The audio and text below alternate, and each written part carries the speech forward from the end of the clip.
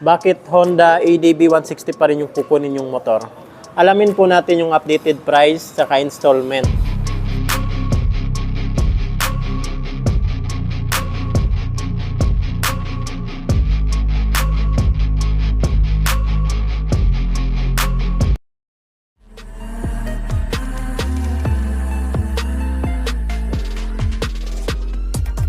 What's up mga idol, Chris Ride Motovlog nga po pala. For today's, nandito ngayon tayo sa DES, Duwixam Incorporated, Lagao Branch, General Santos City.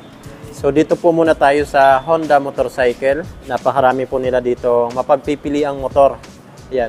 Meron din po sila ditong Yamaha, Suzuki at Kawasaki mga idol. So dito po muna tayo sa Honda Motorcycle, Honda ADB 160. Napakarami po kasi nagpapa-inquire sa akin ang motor na to. Isa sa pinakamabintang maxi scooter ni Honda. Siyempre sa makina po nito, 160cc, naka 4 valve, 4 stroke, single overhead cam, at ang cooling system po nito ay liquid cooled. Alamin po natin yung updated price sa installment. 2025 na ngayon, sana hindi pa rin nagmahal yung monthly nito tsaka yung cash price. So yan, Honda ADB 160. So unahin po natin yung updated cash price nila dito. Dito pa rin tayo nag-inquire sa Duwixam Incorporated. So yan, ADB 160, cash price ay 165,000. So yan po mga idol, 165,000. Then nagpa-compute tayo ng minimum down payment niya ay 17,000. Then nagpa-compute tayo ng mas malaki na down payment like 50,000, 75,000. So unahin natin itong minimum down payment niya na 17,000. So yan, ito na lang po yung monthly niya sa 17,000 na down payment. Sa 6 months, 27,825. Sa 12 months, 1 year ay 15,325. Sa 2 years, 24 months ay 9,075 pesos. Sa 3 years, 36 months ay 6,995. Ito naman po tayo sa 50,000 na down payment kung mas malaki yung naipon nyo. Diretso na po tayo sa 1 year niya. Ayan o. 1 year installment, 11,998. Sa 2 years, 24 months ay 7,123.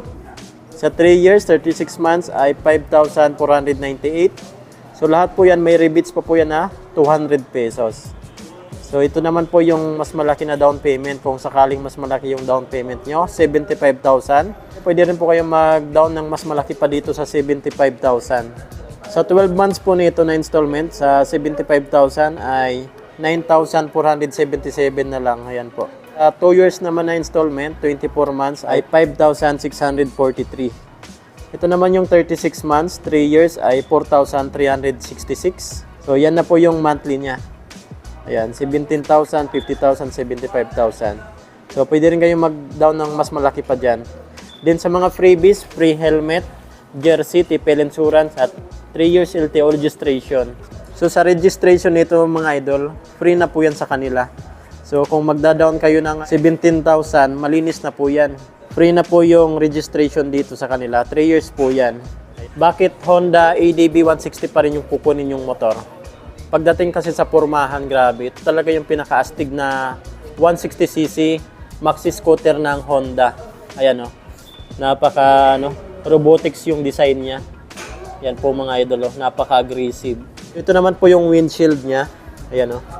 Naka-clear, and then na-adjust po ito, pwede nyo taasan, pipihitin nyo lang po ito. Yan, matataas nyo na po yan. Sa mga ilaw naman po nito, dito sa headlight, daytime running light, signal light, lahat po yan naka-LED na. So puting-puti po yan pag nakasalubong nyo sa gabi. Yan, ito naman po yung DRL nya. Ayan, pahaba po yan dito. Tapos mapapansin nyo, medyo nakayuko yung headlight nya, kaya okay na okay, singkit na singkit pa rin. Tingnan, ayan mga idol oh. Kaya grabe, sobrang sulit talaga ng motor na to. So ito naman po yung front fender niya, makapal na plastic. Then ito naman yung telescopic niya. Napakasulit din ng front suspension niya, napakalaki ng tube niya dito. Yan o. Sa braking system naman po nito sa harapan, maganda po dito, naka single channel anti-lock braking system po ito. So napaka-smooth po nito i-brake. Naka-dual pot piston caliper, hydraulic disc brake po yan. Ito naman po yung design ng kanyang disc plate. Size naman po ng gulong niya dito sa harapan ay 110 by 80 and then 14 inches po yung laki ng kanyang mags. Kulay naman nito, naka-bronze po ito. At yung design ng kanyang tire ay naka-ano po ito, dual sport. Pwede pang highway at the same time pwede pang semi-off-road. Ito talaga yung pinaka-astig na adventure scooter. Ayan o, 160cc mga idol. Kung mapapansin nyo po yung side nito, grabe. Machong macho yung datingan. Laki. Laki niya mga idol. Tapos yung ano niya, kulay. Ganda ng matte red niya. Napaka-elegant ng kulay. Tapos ito naman, combination ng gray dito.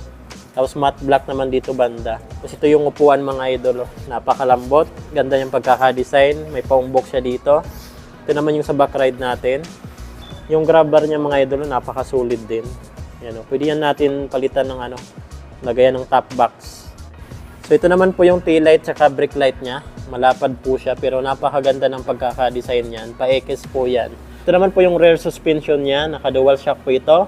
Naka-Showa brand pa rin po yan at meron na siyang cap dito. Napakaganda, napaka-smooth. Sulit na sulit po talaga yung suspension basta Showa brand. So ito naman po yung tambutso niya, yung muffler niya.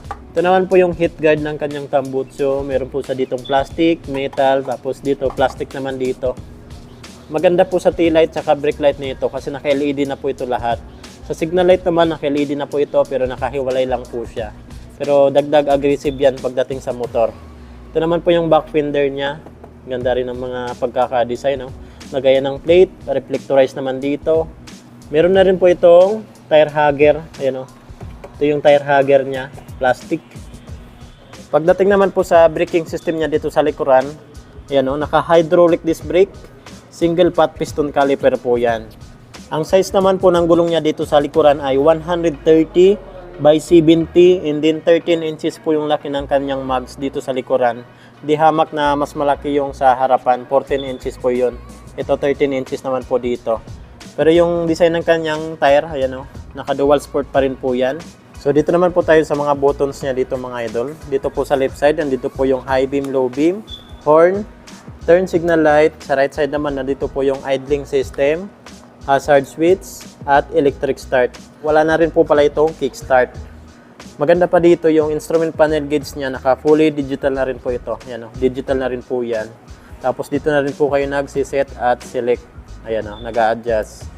So ito naman po yung handlebar niya, naka-naked type po yan. So ito naman po yung ignition niya, naka-keyless na rin po ito. Then dito na rin po tayo nagbubukas ng ating fuel at sa upuan. Ayan bukas agad mga idol. Ulitin natin. Fuel. Yun. Tapos sa upuan naman dito.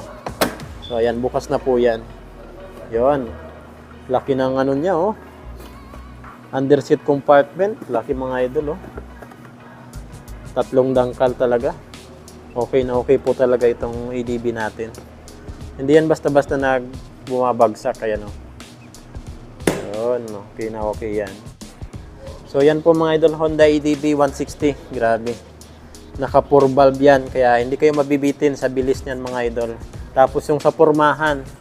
Grabe, ito yung pinakapuging 160cc na automatic na motor. Grabe. Mas pugi pa to sa lahat ng 150cc. Okay na okay po talaga yung pormahan ng motor na to. Ayan And then sa mga features naman nito, naka na rin po ito mga idol. Naka digital instrument panel gauge, naka keyless. Ayan, naka keyless na po yan. Meron po yan ditong charging port. Ayan Pwede po kayo dito mag-charge ng cellphone habang bumabiyahe. Yan. Tapos lahat ng ilaw nito, LED na. Yan mapa-signal light, tail light, brake light. Yan LED na po yan lahat. Naka-ABS na rin po yung sa harapan nito na braking system. Yan Napaka-smooth po niyan i-brake. Siyempre pagdating sa suspension, grabe. Sulit na sulit po talaga yung suspension nito mga idol. Naka-Showa brand po yan. Harap tapos likod. O yan, kung may mga ipapa-inquire pa po kayo sa akin na motor, comment nyo na lang po sa comment section ng ating video. Mapa Kawasaki, Honda, Yamaha at Suzuki mga idol. Chris Ride Motovlog. Ride safe po tayo palagi. God bless you all. Thank you.